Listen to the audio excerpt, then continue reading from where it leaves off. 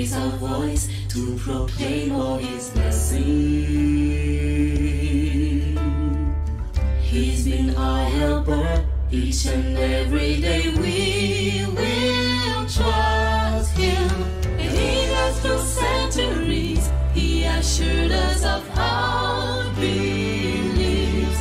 Let us keep marching as one, so in Terra America we'll know. Jesus is coming, He will come on the clouds as He promised. I will stand firm through my storms and trials. He's my forgiver and my healer. He's fighting for us. He is the only hope for the nations. Source of life, He showed us the greatest love when He conquered death for us at the cross. Inter America, this is our trust. Oh, receive His love. Unite all the salt that will give flavor to this world. The Holy Spirit will guide and lead us into all truths. To being at the Master's serve, spreading the word He gave us. Let us keep marching as one, so in Terra America we'll know. Jesus is coming, He will come on the clouds as He promised. I will stand firm through my storms and trials. He's my forgiver and my healer. He's fighting for us.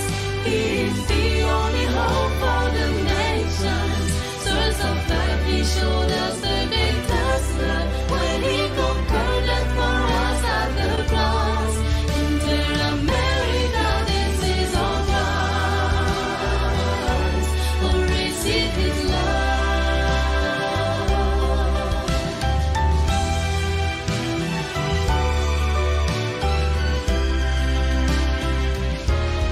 Jesus is coming, He will come on the clouds as He promised. I will stand firm through my storms and trials.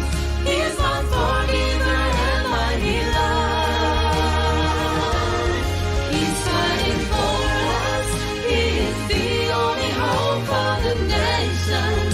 Source of life, He showed us the greatest love when He conquered death for us at the cross.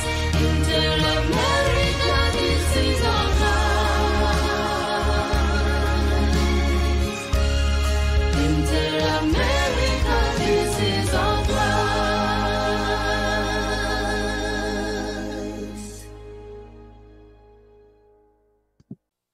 Dr. Cassiano has received several awards at Loma Linda University, including the School of Medicine Distinguished Service and Mentor of the Year Awards, and the Hispanic Alumni Community Service Award. And he is a Seventh-day Adventist.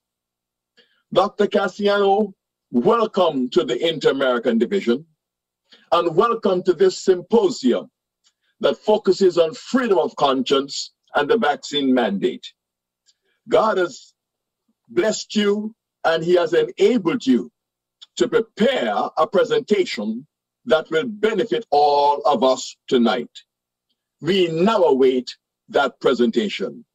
Welcome, Dr. Cassiano. Thank you very much, Dr. Daniel. I really appreciate the invitation. Can you hear me? I'm hearing an echo here in my presentation. Can you hear me well? Yes, we're hearing you. So thank you very much for the kind introduction. Thank you for the invitation to participate in this symposium. And I would like to send my regards to my brothers and sisters throughout the Inter-American Division, especially to those in my land of Puerto Rico. Saludos a todos mis hermanos y hermanas en la división. Greetings to all my brothers and sisters of the Inter-American Division, especially Puerto Rico and my brothers in the church, Alto Reyes, Ria Piedras, and Bella Vista in Puerto Rico, where he has been for several years. So I miss you, and I send you greetings from Loma Linda. What I'd like to do now is to share my presentation, and let me tell you that Dr. Langless did a wonderful job in setting up the topic for this weekend and in preparing the way for the presentation that I'm planning to share with you tonight.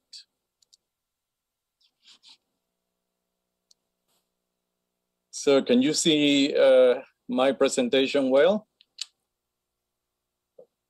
Okay, so this is Loma Linda University, and I am right now in this building here, and outside it looks still a little bit sunny. It's about 4:15, 4:20 here, and it's still afternoon here, but I know it's already evening or nighttime in the Inter-American Division. I'm going to talk about COVID vaccines and immune system, and my presentation is going to be more scientific. As a scientist, I would like to give you an overview of where we are in the pandemic and how the COVID virus, the vaccines, and the immune system interplay. These are some of the topics that I plan to discuss briefly. I'll talk a little bit about the pandemic. Then I'll talk about how the COVID virus, which we call the SARS-CoV-2 virus, modulates the immune system, how the vaccines work, what is their effectiveness and safety record, other medications that are emerging, and briefly the support of church organizations for COVID vaccination. Now, this is where we are right now. This is as today, November 19, 2021. There have been over 250 million cases of COVID around the world, with 5 million deaths and already close to 8 billion doses administered. If you look at the map of the pandemic, most of the cases and deaths right now are in Europe, in the United States, in the Inter-American Division, in the South American Division, and Southeast Asia. This is where we are today. If you look, for example, at this data here, these are the peaks of the pandemic that we had since the pandemic started last February. We had the first wave that went up slowly, followed by a second wave last summer, which dropped a little bit. It didn't drop completely. Then another wave in last winter, which dropped. Then another wave earlier this summer, which dropped. And we are now, as you can see here, beginning the fourth or the fifth, depending on where you are, wave of COVID. In terms of deaths, this is how it has gone over the last year. We are right here. There is a decrease in the number of deaths compared to previous months, mainly due to vaccination.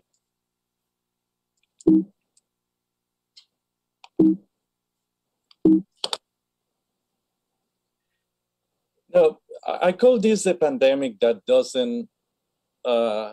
not go away, doesn't want to go away. Just today, if you look at the news today, COVID in Germany, Bavaria is canceling all the Christmas markets.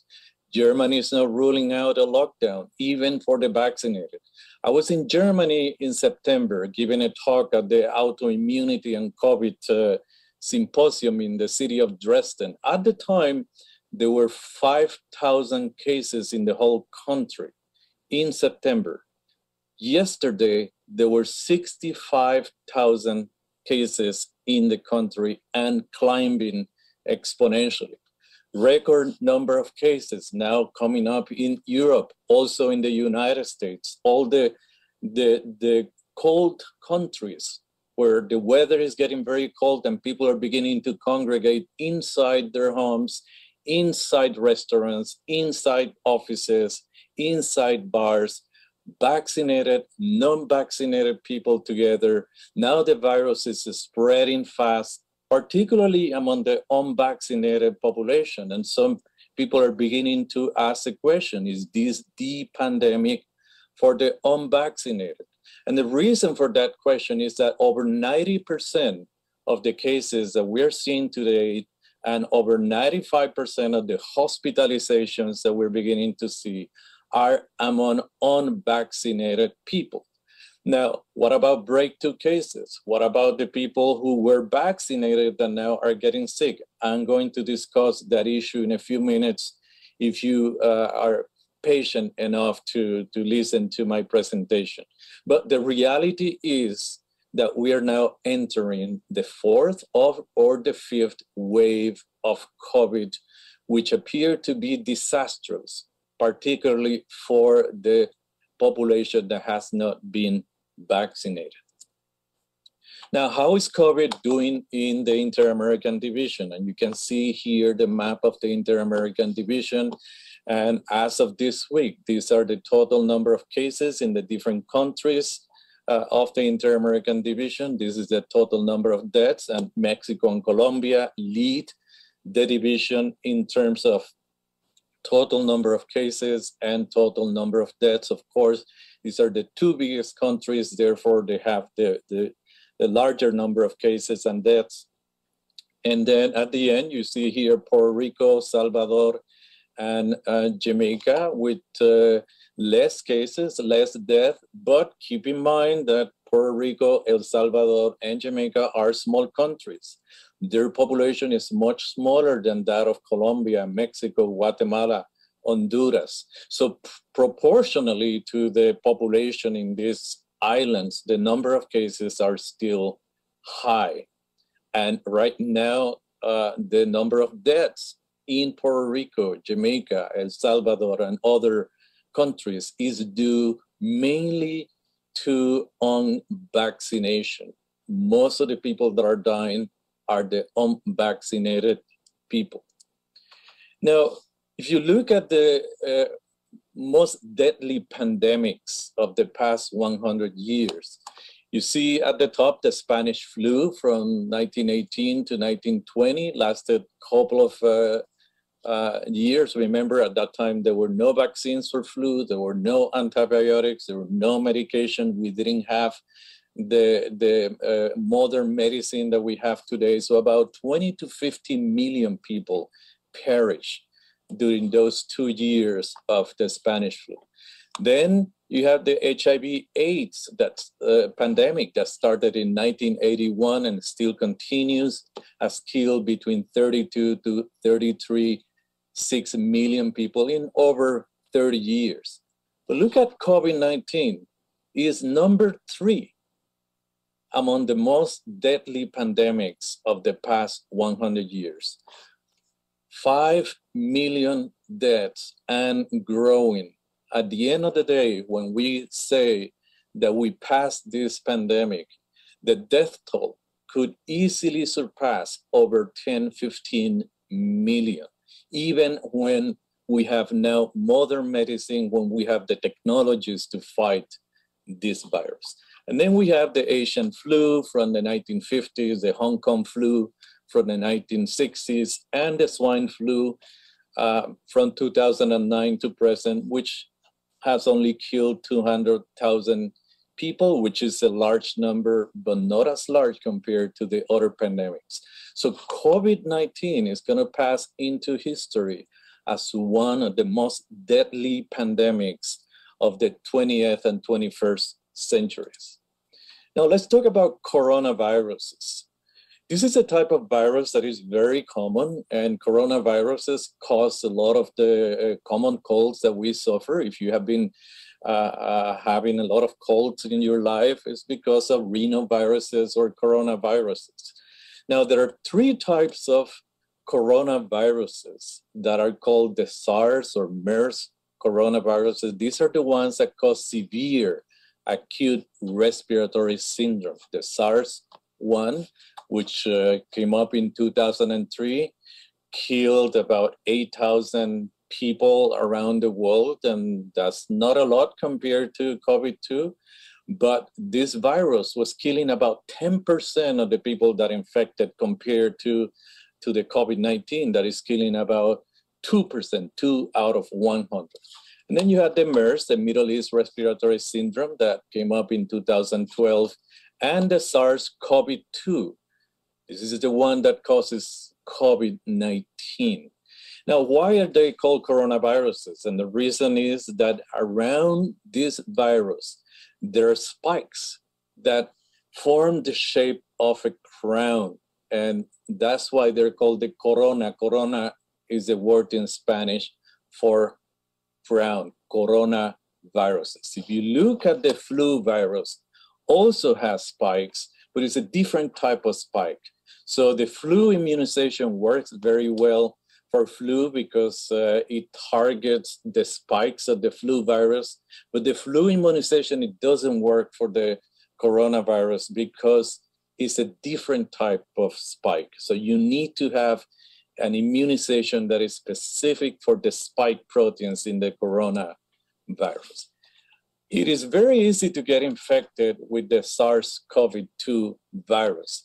Actually, here you have a COVID-infected person that doesn't have a mask, is not wearing a mask, but is infecting. This person is shedding the virus, and this virus can travel up to 30 feet and infect a person that is about 30 feet away, especially in a closed environment like a restaurant, like a church, like a house, office, or a place where there is not a lot of ventilation.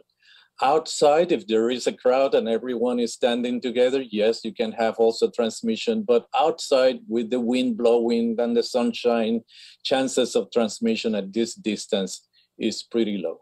Here we have an infected asymptomatic person that is talking to two healthy people. One of them is wearing a mask. This person will be mostly protected. This person is not going to be protected, and this person is going to catch the virus. So if you are in a household, because it's cold, you live in North America, you live in Europe, and you are cold, and you spend the time with your family inside the house, and let's say there's 7 of you, 6 are vaccinated, 1 is not vaccinated. The person that is not vaccinated can get infected, can pass the virus to the vaccinated, which will be protected unless they have waning immunity. And I'll talk about waning immunity in a few moments. But in that household, there are several people that are unvaccinated. It takes only one person that is infected to pass the virus to the rest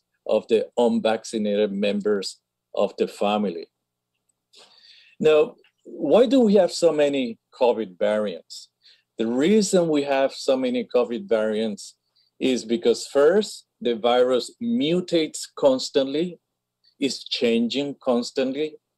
And second, there are too many infections and too little vaccination.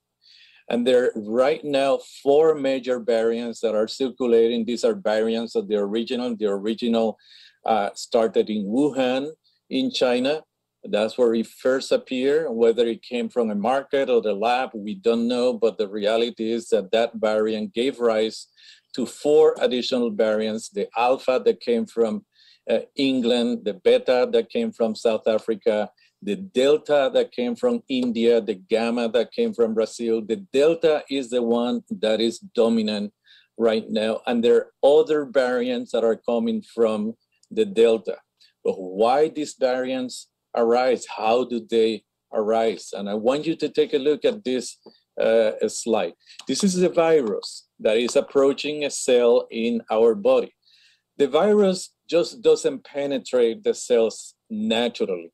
It needs to bind receptors in our cells for the virus to attach to our cells through those receptors and then become internalized. So the spikes of the virus, which are in the membrane, in the surface of the virus, they form complexes. They interact with two receptors that are located in the surface of our cells, our tissues, and those are called the ACE2 receptor and the TMPRSS2 receptors. So for the virus to infect us, we need to have those two receptors. And I can tell you that the presence of those receptors in our body is independent of our immune status. We can have a weak immune system, or we can have a strong immune system. But whether we have these receptors or not doesn't depend on our immune system. It depends on our genes. A lot of us express high amounts, high levels of these receptors. Other people express low levels of these receptors. Those who express high levels of these receptors tend to develop more severe disease. Those who express low levels of these receptors tend to express less severe disease. Now, these two receptors are regulated by a hormone called androgen. This is the androgen. We know that hormone as testosterone. Men that have high levels of androgen suffer from a condition that is called allogenetic alopecia, where they lose hair early in their 30s. They have a lot of body hair. They lose hair early in the 30s. Studies have shown that men who suffer from androgenetic alopecia may suffer more severe disease than men who don't have that condition. Now, how about women? Women who have high levels of androgen, then they tend to have polycystic ovary syndrome, where they have susceptibility to develop cysts in the ovary.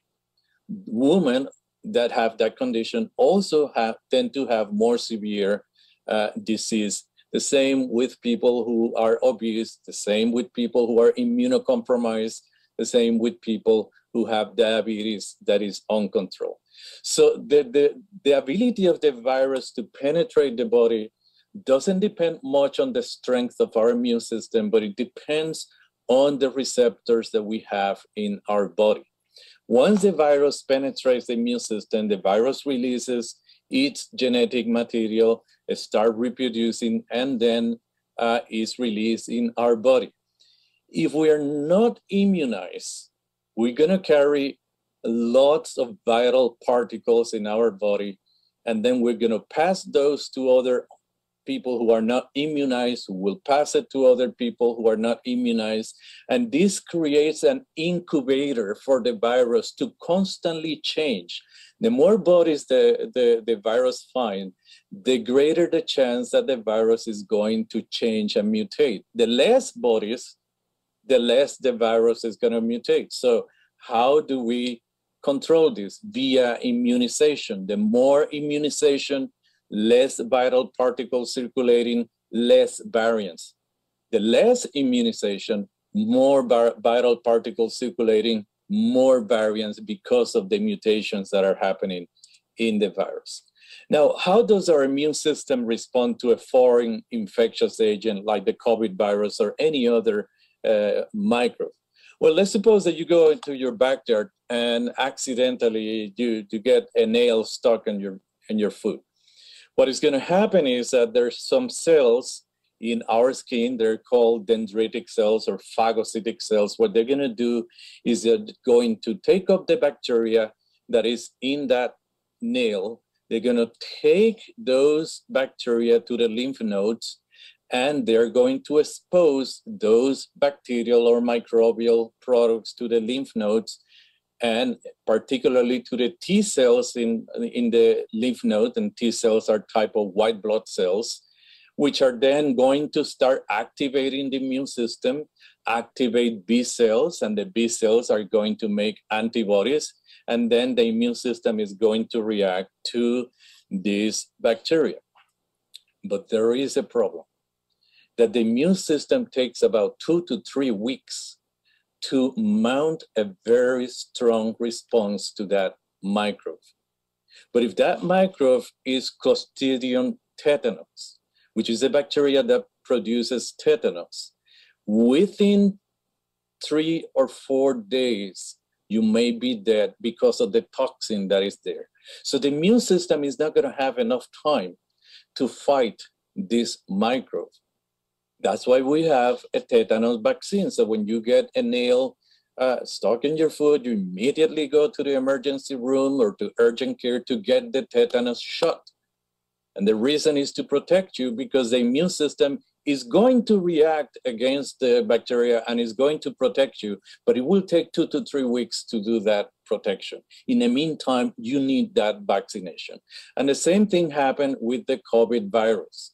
Your immune system eventually is going to react against the virus, but it will take 2 to 3 weeks to react. And by that time, the virus will overtake your body, hyperactivate your immune system, leading to a heightened state of inflammation that can kill you, in addition to all the body damage that you are going to have. Vaccines may not prevent the attack by the bacteria or virus, but what the vaccines do is they prevent severe disease. They prevent the death from the infection. If you're vaccinated, you may be infected with the virus. You may feel a little bit rare, a little bit strange, but the vaccine is going to protect you against severe disease. And it's going to protect you against death from the infection. That's why we have vaccines against polio, rabies, smallpox, measles, tetanus, and whooping cough.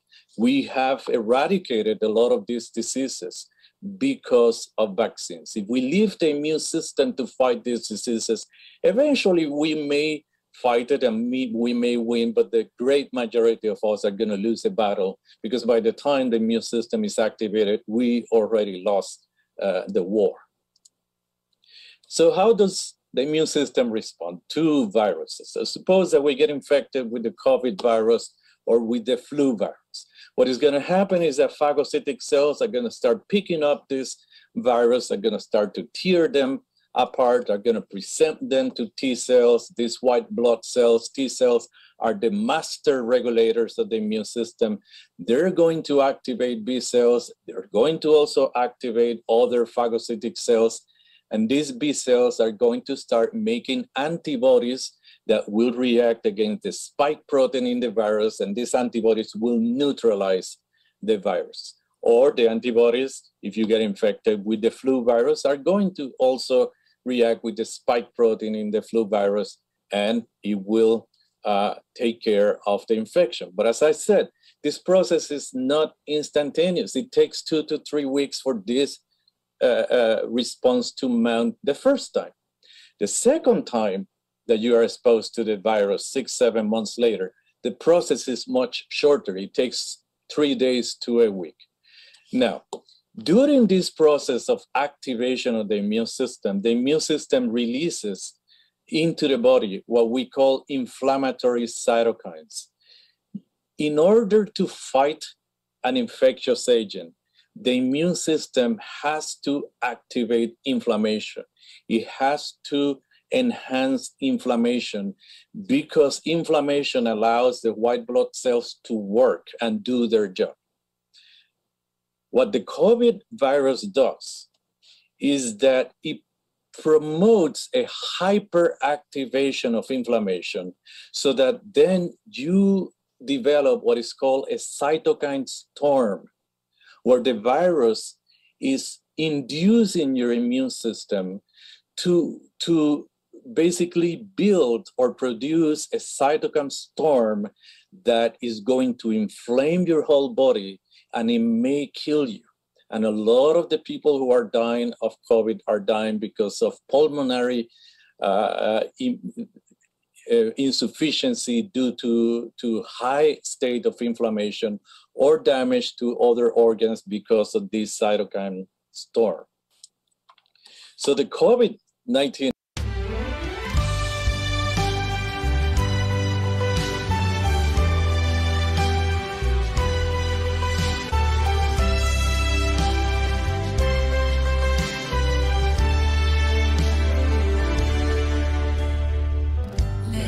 raise our voice to proclaim all His blessing. He's been our helper each and every day. We will trust Him. And He has through centuries, He assured us of our beliefs. Let us keep marching as one, so in terra America will know. Jesus is coming, He will come on the clouds as He promised. I will stand firm through my storms and trials. He's my forgiver and my healer. He's fighting for us. He is the only hope for the nations. Source of life, He showed us the greatest love when He conquered death for us at the cross. Inter America, this is our trust. Oh, receive His love. You and I are the salt that will give flavor to this world. The Holy Spirit will guide and lead us into all truth, to being at the Master's serve, spreading the word He gave us. Let us keep marching as one, so inter America will know. Jesus is coming, He will come on the clouds as He promised. I will stand firm through my storms and trials. He's my forgiver and my healer. He's fighting for us. He is the only hope for the nations. Source of life, He showed us the greatest love when He conquered death for us at the cross. Inter America, this is our trust. Oh, receive His love.